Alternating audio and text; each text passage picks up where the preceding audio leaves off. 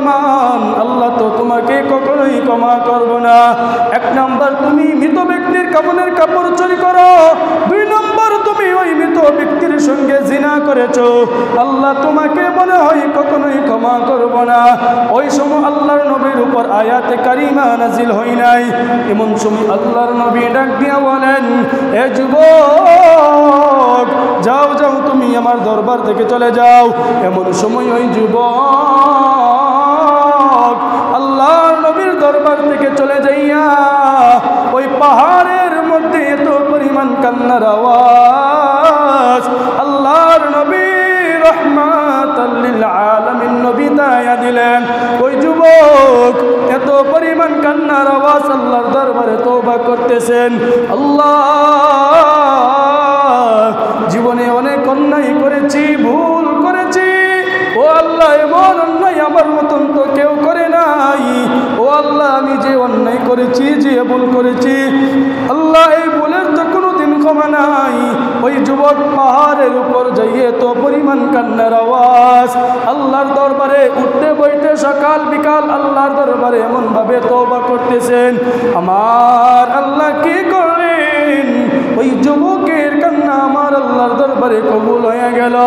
আল্লাহ পাক রব্বুল আলামিন বলেন, হে জিবরাইল যাও যাও আমার বন্ধু নবীকে জানায়া দাও, আমার বন্ধু নবীকে কোরআনের আয়াত নাজিল করে দাও, আমার বন্ধু নবীকে জানায়া দাও ওই বান্দাকে আমি আল্লাহ ক্ষমা করে দিলাম।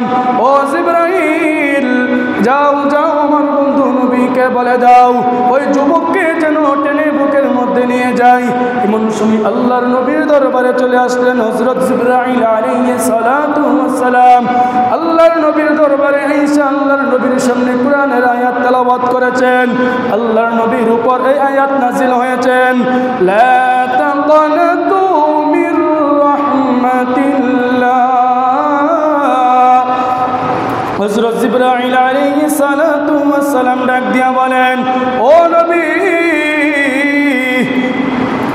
আল্লাহ পাক রব্বুল আলামিন বলেছেন ওই বান্দাকে ক্ষমা করে দিয়েছেন, আপনি ওই বান্দাকে টেনে আপনার বুকে নিয়ে আসার জন্য। এমন সময় আল্লাহর নবী ডাক দিয়া বলেন, আরে আবু বকর, এ ওমর, যাও যাও ওই পাহাড়ের মধ্যে একটা যুবক অনেকদিন যাবত কান্না করতেছেন, আল্লাহর দরবারে তওবা করতেছেন, এরে যুবক আসো আসো আল্লাহ তোমাকে ক্ষমা করেছেন। এমন সময় আল্লাহর নবী ডাক দিয়া বলে, এরে যুবক তোমার দোয়া আল্লাহ এমন ভাবে কবুল করেছেন, আল্লাহ পাক রব্বুল আলামিন আমাকে বলেছে তোমাকে ওই পাহাড় থেকে নিয়ে আসার জন্য। ও দুনিয়ার মুসলমান আল্লাহর গোলাম, এই জন্য বলি ওই যুবক ওই কবরের ভিতর ব্যক্তির সঙ্গে জিনা করেছে, তারপরেও আল্লাহর দরবারে খাঁটি তওবা করেছে, যে তওবা করার কারণে আমার আল্লাহ ওই যুবককে চিরজীবনের জন্য ক্ষমা করে দিয়েছেন।